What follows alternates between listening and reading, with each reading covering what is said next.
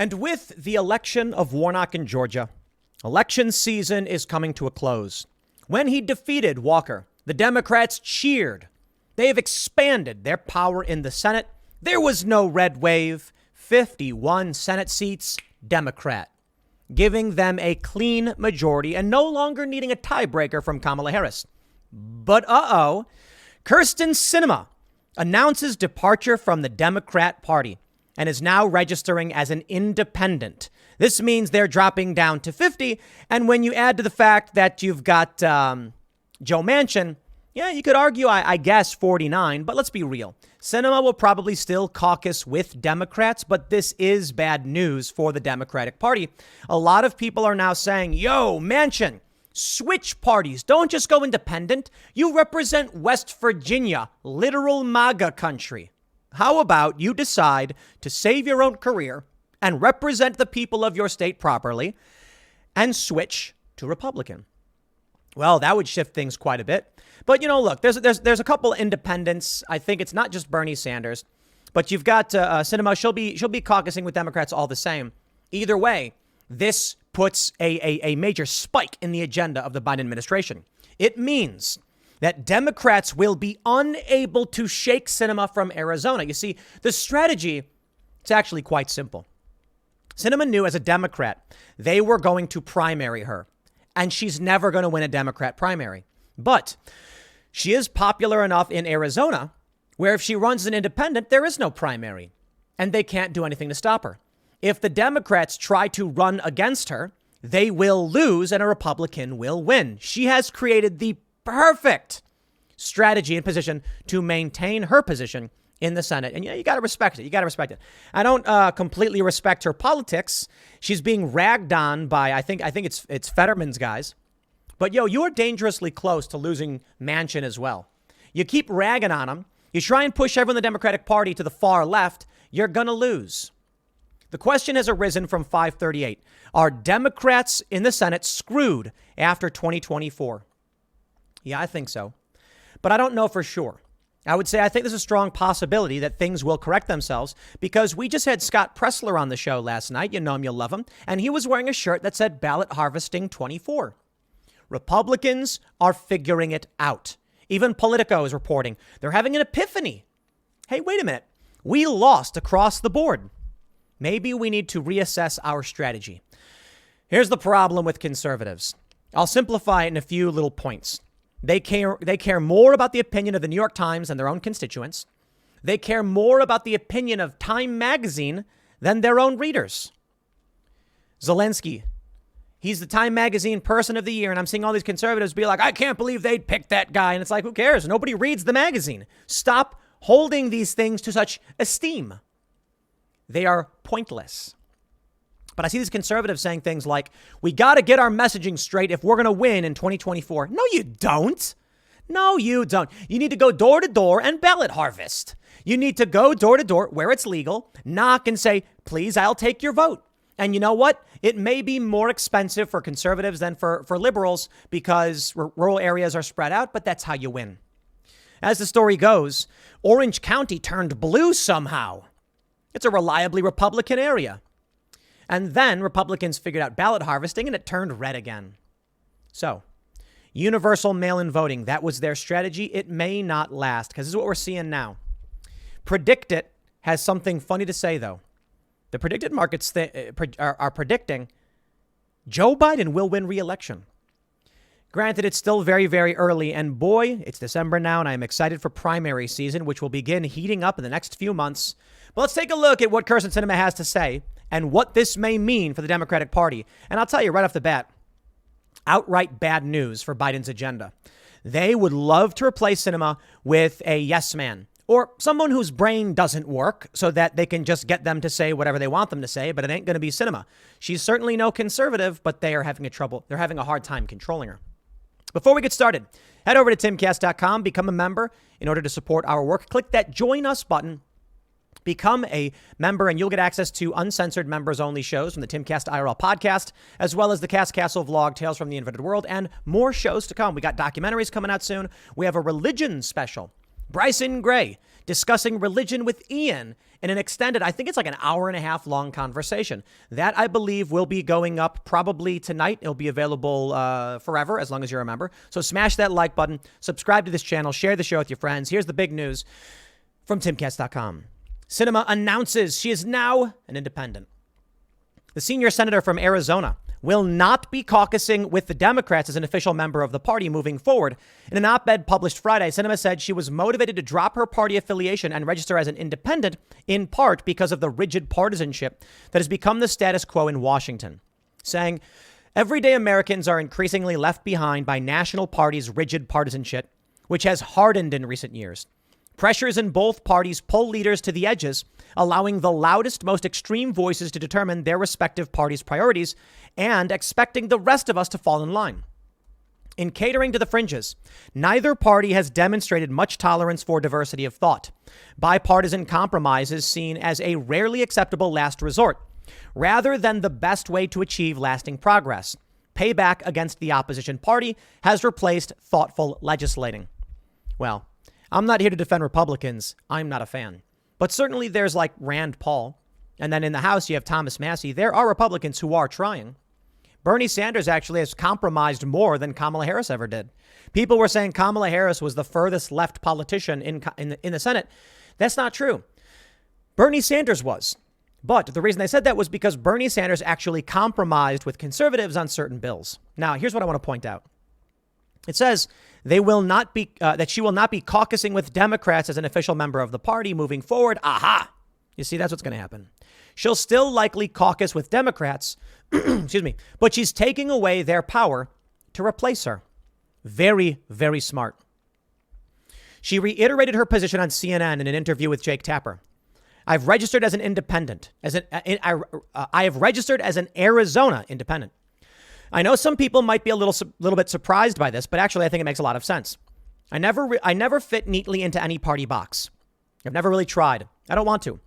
Removing myself from the partisan structure, not only is it true to who I am and how I operate, I also think it'll provide a place of belonging for many folks across the state and the country who are tired of the partisanship."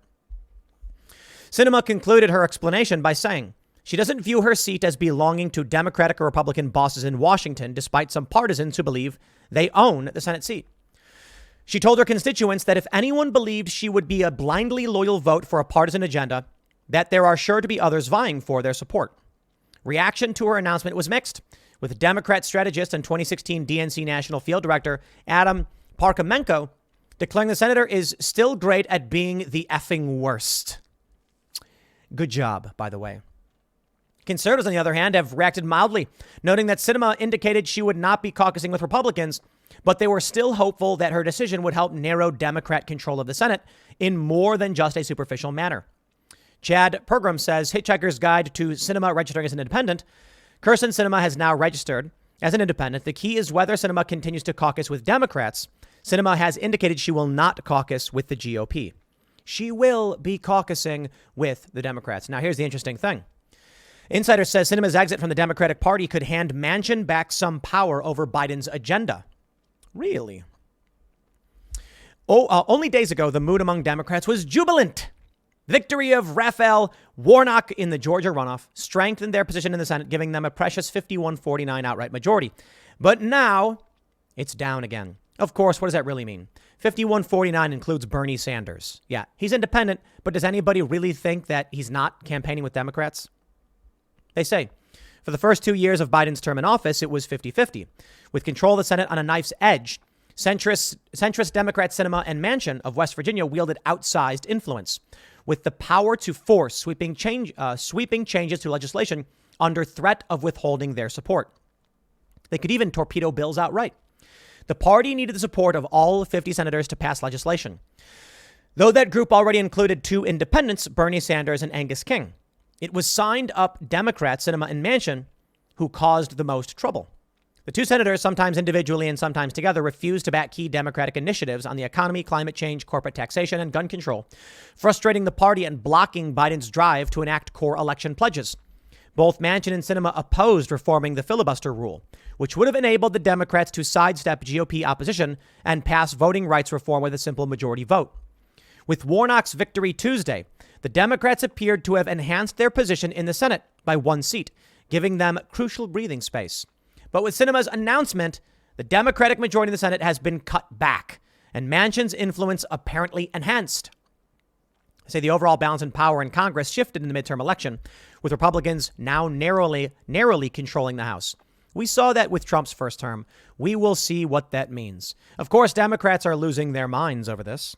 She answers to billionaires. Some Democrats not sorry to see Sinema leave. I got some advice for all of you guys. Shut up. Are you nuts? John Fetterman's top aide repeatedly attacked Democrats Manchin, Sinema, Feinstein on Twitter.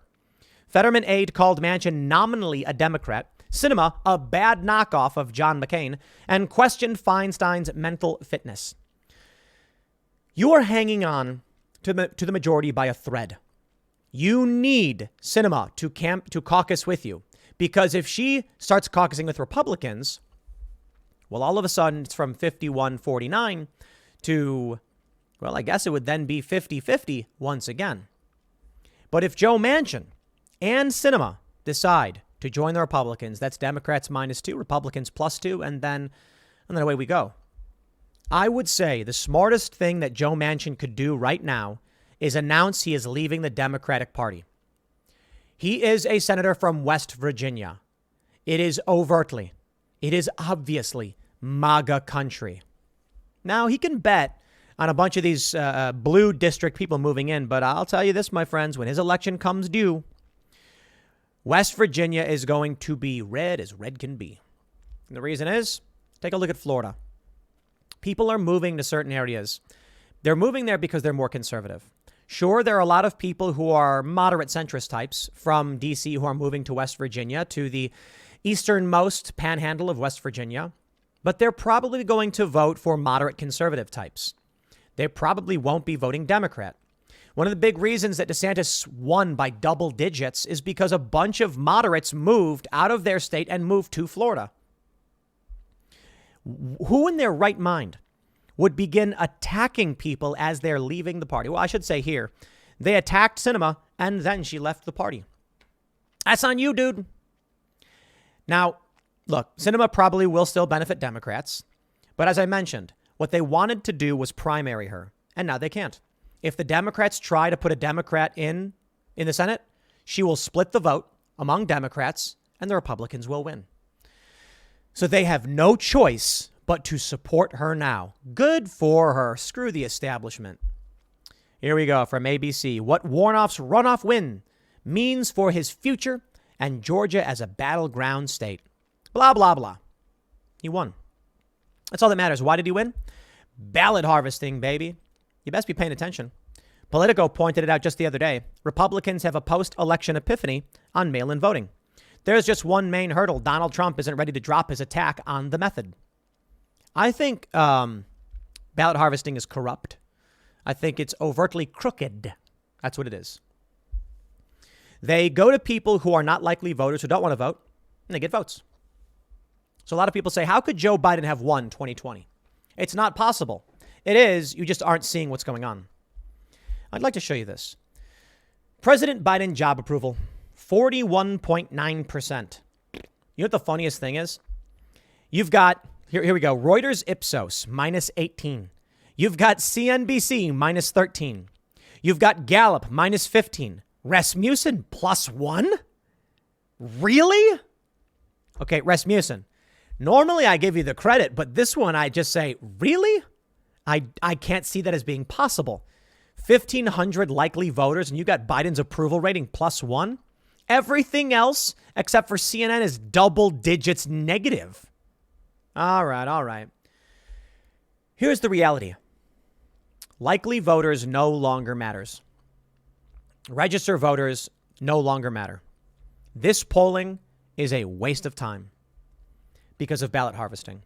And that's why the polls were wrong. 538 predicted, in all likelihood, Republicans would win the House and the Senate.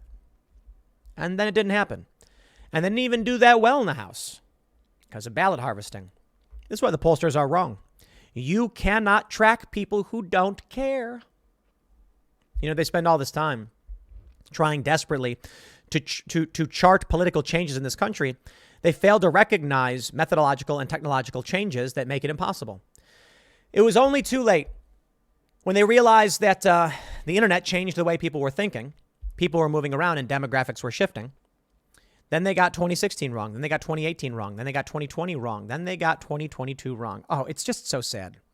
Now, to be fair, 538 gives you a prediction forecast. The predictions we saw were in line with their forecast. The way for 538 to be wrong is if they said there's a 100% chance of this or that, and then something else happened, right? What 538 does is they'll give you, they said like in 80 of 100 scenarios, Republicans win the House. In 54 of 100 scenarios, Republicans win the Senate. That means that there's 20 some odd scenarios where they win both, potentially. So if the Democrats do win the Senate and the Republicans do win the House, 538 says this is in our forecast model, what we thought may happen. They didn't come out and say definitively Republicans will win everything, Democrats will win everything. They say here are the possibilities. It's really hard to be wrong when you're betting on everything. For those that know the casino, go to a casino and put a single chip on 1 through 35. Congratulations, you'll win.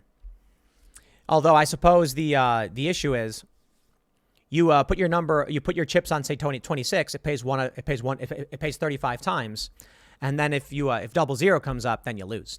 So there's 37 numbers, but you can only win. That's the house edge. My point is, 538 wants to bet on everything. Of course, they'll get it right. So they bet as much as possible, and then when it lands, they're like, "See, look at that. We're not bad." Here's what their projection is for 2024. This is from Nate Silver. He says, I'm not that impressed by long-term projections of Democratic doom in the Senate. Mostly that's because I'm not that impressed by long-term political projections in general. Political coalitions change. Not many people would have had it on their bingo card that Democrats would obtain a Senate majority in 2020 by winning 2 runoffs in Georgia, and then would actually expand on that majority in 2022. I think it's really obvious. Walker was a bad choice, but most importantly, ballot harvesting. With that said, well, I don't think we can say very much about what politics will look like 10 or 20 years from now. A medium-term look ahead is possible. Do Democrats have a reasonable hope of regaining a trifecta, control the House, Senate, and presidency at any point in the near future, 2024, 6, or 28? And how long will they hold on to control of the Senate and the presidency, allowing them to appoint Supreme Court justices without Republican help? My colleague Jeffrey Skelly already took an initial look at the 2024 Senate map, which is bad for Democrats. Okay. Let's pull that up. Let's see what he has to say. Republicans still have a clear path to retaking the Senate in 2024. Warnock's victory in Georgia provides a small buffer for Democrats, but they still have a ton of vulnerable seats. Yeah, they do. Joe Manchin, Democrat, in a state with a presidential margin of Republican plus 38.9. Seriously? In Montana, John Tester, a Democrat in a state that's Republican plus 16. Sherrod Brown, Ohio, Democrat in a state that's R plus 8. You don't see the inverse. Why is it? There are 3 Democrats that could be flipped. Maybe we'll get Sinema here. She's in a D plus 0.3, which is why she goes independent. How Manchin as a Democrat is beyond me, to be completely honest. Like, not only does he not align with Democrats, he rejected the abortion bill. He's in favor of coal mining. There's a funny meme, by the way, and it's like it's Drake, but as an NPC, and it's like coal mining, no, and then it says nickel, cobalt, cadmium, or whatever, and it's like yeah, lithium. All the other mining it's good. So Democrats winning in Republican districts, this is the problem with the Republicans. I mean, to be fair, it's a problem of what I view as probably ballot harvesting, to be completely honest. But Joe Manchin should not be a thing. He shouldn't be. Now, here's what I'll say. Republicans, take heed. Democrats were able to win in a place like Georgia. Where's Georgia on this here map? Do they have Georgia here? Do they not have Georgia? Where's Georgia? I guess they don't have it listed. This is not everybody. What is this? 2020. Okay, so these are seats up for election in 2024. So Georgia isn't, but I'm wondering what Georgia's political leaning is currently. They're probably going to call it a blue state. But take a look at this. In Arizona, you've got Kyrsten Sinema. She's now independent. You can't win. It was who won? Kelly. You want to know why? Ballot harvesting. If Republicans started a ballot harvesting operation, they could go into blue districts and secure Republican votes. Not kidding. Here's what you do. And I'm surprised they don't do it. Republicans should be ballot harvesting in urban centers. You don't need to go to these people and say things like, vote for this guy who believes in banning abortion. You talk to the people where they are. You say, you have kids. This candidate here, he wants to protect your kids. So fill out the ballot. It used to be, you'd go to someone's door and you'd knock and you'd say, vote for this candidate. Have a nice day. And you'd leave. Now you go to their door and say, fill out that form. It is the vote. I'll take it and then leave. How much you want to bet? Many of these people will just vote for whoever you say. So it'll just be like, it'll be a game of picking up cards. Ballot harvesting where ballot harvesting is legal. You go to someone's house.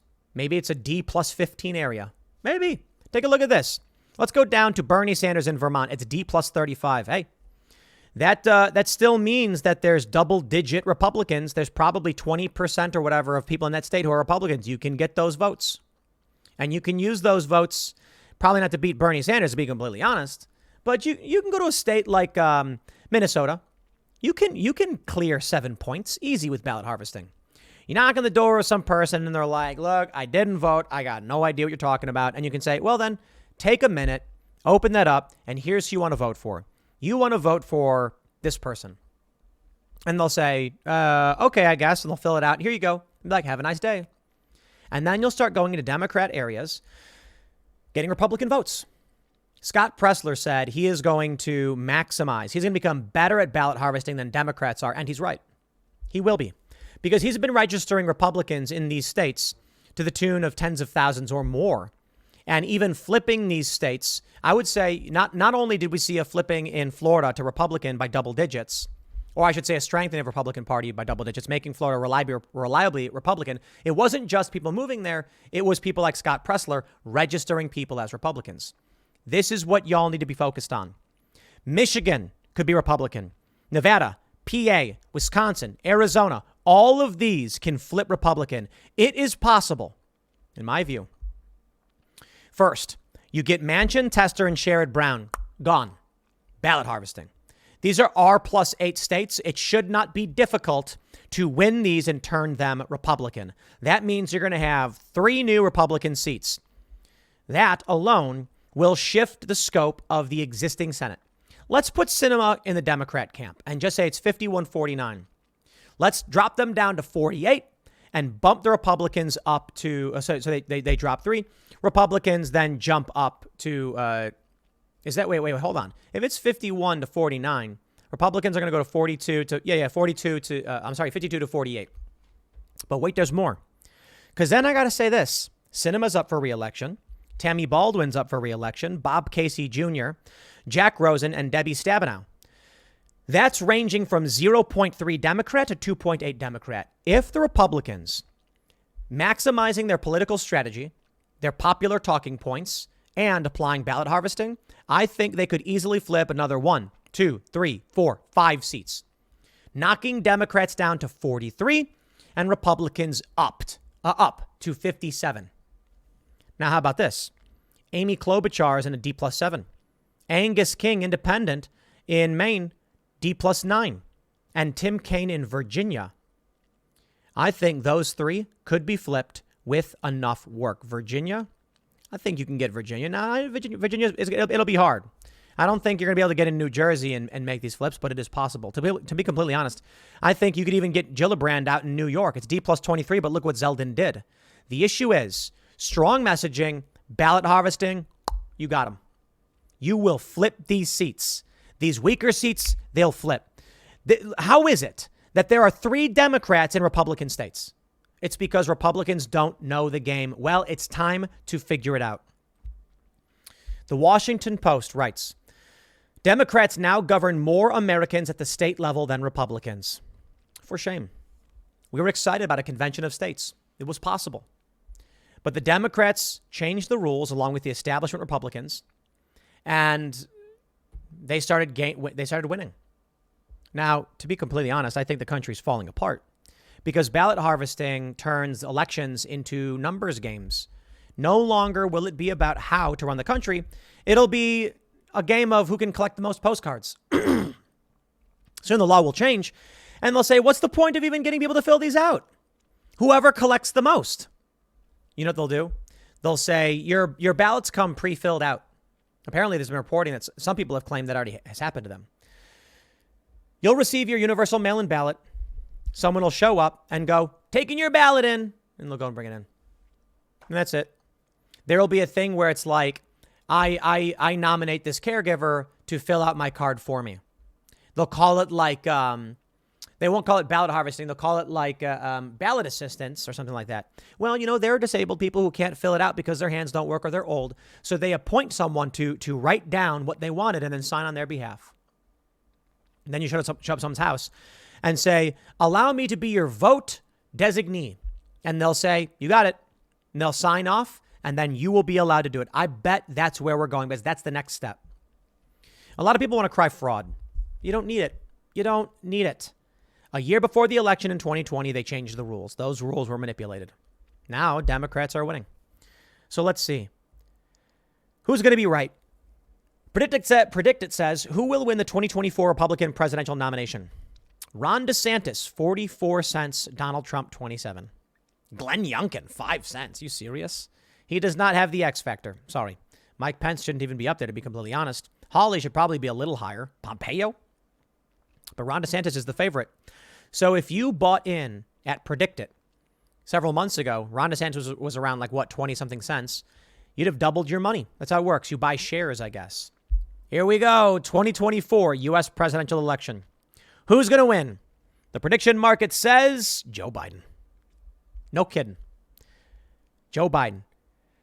33 cents. I got to be honest. The worst possible bet you could make. Ron DeSantis and Trump are good bets. DeSantis is probably the better bet, but I don't know. Kamala Harris, Newsom, or Pete Buttigieg, you're insane to buy. But here's what happens. People will buy Buttigieg at 5 cents, hoping that something happens in the news that will bump him up and make people think he might actually win. Then they'll sell the shares, take a profit. And as for the 2022 control of the Senate, 98 cents predict Democratic control. And so it's here. Now, you can buy Republican control. That sounds like a really, really bad idea, to be completely honest. But with Sinema announcing switching party, yeah, maybe. It's a long shot, I guess. It's all about how much money you're going to make. You put 98 cents in the Democratic Party, wait a few months, and then it's a 2% guaranteed return, in my opinion. I mean, that's kind of crazy, right? You could buy right now for 99 cents. And then once it closes, it will go up to $1. That's a 1% return. I don't know how much money you can put into these things. But yeah, the idea that Democrats won't have control of the Senate, I think, is silly because it's 51-49, even if Sinema bails out. I wonder if the independents put a risk to this because right now, technically, the Democrats don't have control. If you talk about Angus King, Bernie Sanders, it's 49 to what? 49. But because the independents caucus with Democrats, they claim it's Democrat control. This is the future that we're looking up for, my friends. This is the future that we're going to see. It'll be interesting to see how this plays out. I'm excited. I didn't cover too much of the Warnock stuff. I'm burned out on election season. I think it's long since done, and we've got more important things to worry about. This is the worst time of year. The year after an election. So we had 2020. That whole year is shocking with a moderate down, is shocking. What happens is the buildup to the presidential election is just insane. Ads are being pumped out like crazy. And then, what ends up happening is you get an election where everyone's losing their minds. We were seeing something like 160,000 peak concurrents on Timcast IRL. Ratings were through the roof. But then 2021 comes. Joe Biden's in office. Everybody gets tired. Nobody wants to hear it anymore, and the ratings go down. 2022 comes around, you get the midterm elections. Primary season, a lot of news, a lot of accusations, a lot of mudslinging. Views start coming back. 2023, presidential primary season. This is going to be fun. What are the Democrats going to do? Are they seriously going to go for Joe Biden? It's going to be hilarious. He's not going to campaign. They're going to cross their fingers and bet on ballot harvesting. But Republicans right now are building a massive ballot harvesting apparatus. So that ain't going to work. They're going to need somebody else, but they don't got anybody else. Then we're going to see a primary with Ye DeSantis and Trump. It's going to be funny with Kanye West on the stage because I got to tell you, he's a wild card. He said a bunch of absolutely crazy things. And the argument from the pro-Ye camp is that he's trying to be Christ. This is what Ian was saying. He's trying to be Christ-like and forgiving everybody, even the worst possible people. And I'm like, maybe, but there's a limit, man. Even Jesus flipped over the table of the money changers when he went to his temple or whatever. You know, don't get angry, don't flip tables. But I certainly think that if there are evil people doing evil things, you don't just say you forgive them. The reason why we don't forgive awful dictators is because we want to preserve the memory of the awful things they did so it doesn't happen again. But anyway, Ye will be up on stage, presumably standing there alongside DeSantis and Trump, and he's going to say crazy things. Maybe not. Here's the secret, man. Everybody I talk to says that off camera, behind the scenes, Ye is very different. He's calm, he's collected, he's smart, he makes interesting points. Camera turns on, he loses it. We had Shane Cashman, one of our, he does the Tales from the Inverted World, did this gonzo journalism where he went down embedded with Kanye West. Even he was like, he's a different person, you know, writing in this article talking about what it was like being around him. Alex Jones said that when they came to his studio, they agreed not to talk about that stuff, and then they did anyway, and it felt like he was sucked into a publicity stunt. So what will Ye actually be like on that debate stage? Who knows? For all we know, he's going to be very, very good. And as much as he tried dragging me about it with some manipulative commentary, he claimed I got a phone call before the show, a few minutes before the show, telling me what to say. Lies. Just absolutely not true. I'll tell you, as close as you can get to the truth is, I was talking to some friends going like, dude, they're here. I made a phone call to a couple people after I posted the photo, like, because they're messaging me like, what is going on? And I explained, like, here's the people who came. This is the show we're going to do. Here's why I want to do it. Nobody told me what to say. That's insane. And then he tried springing on me. He was like, you said I'd be good for the black vote. Why? Because I'm black? And I was like, man, you know, that's a dramatic oversimplification of what I actually said. What I actually said was something more to do with like, hip hop is prominent in the black community, or at least perceivably so. And that would create the perception among many Democrats that Ye would be a threat to them in terms of the black vote, that he would probably convince more of them to vote for him. There is a racial component in how people behave. I do believe that's true. You look at the data, and I'll simplify with this. Why would Kanye West do better among black voters? Because data shows in-group preference among all groups except white liberals. Fact. And then he was like, yeah, but some black people don't like me. And I'm like, I know. In-group preference is only like, 18 of 100 points or something like that. Meaning most people don't really care that much, but they're slightly in favor of that. But come on, Kanye West is a famous hip-hop artist, rapper, and pop star. Of course he's going to have a huge impact among urban liberal types. And and many people who live in these cities, many of the people in the black community. He was trying to make it seem like I was having a double standard. Let's be real. Ye could possibly win. Why? The things he says resonates among people who follow Farrakhan and the Nation of Islam. You go to these inner cities and you meet people who purport to be Muslim or followers of Farrakhan, and they are black. I'm not saying it's because they're black. I'm saying they are. That's a community they have. And a lot of these people like Snoop Dogg, they defend Farrakhan. So you come out and you say something like this. Ye could never win because he said he's abhorrent things. Yeah? It's been reported far and wide that if Democrats can't secure at minimum 80% of the black vote, they lose. So, even Ye said something to the effect of like, what's the black vote? It's not even that many people. It's like 7 million people, isn't it? And then someone mentioned, no, there's 30 million or so black people in the United States. And he was like, no, yeah, but not all of them vote. I got to tell you, it was really fascinating hanging out with Ye before the show because he was very, very different, very calm. And he was saying things like that. He's like, yeah, but not all of them vote. Very calm, like just like this. He was like, nah, you're not going to get all of them. You probably only get maybe like 8 or 9 million. And then we were like, yeah, fair point. He was like, because like when I was talking about this, it was nuanced. When the camera turns on, he's slinging mud. He's acting very, very different. Here's my point. If Ye as a Republican can get more of the black vote, more than 20%, it's done. And this idea that, look, I think you have an issue where Democrats go to black churches, they go to the black community, and they claim things like Republicans are evil and white supremacists and all that stuff. Ain't going to work with Ye. And it's because you can't successfully accuse a black man of being a white supremacist. They try, but people laugh. It's ridiculous. I digress. It's going to get interesting. I'll put it mildly. So we'll see. Sinema's out. The Democratic Party, I think, is only hanging on because of ballot harvesting. And once Republicans figure it out, ain't nothing left. But we'll see. We'll see. Next segment's coming up at 8 p.m. tonight over at youtube.com/TimCastIRL. Thanks for hanging out, and I'll see you all then.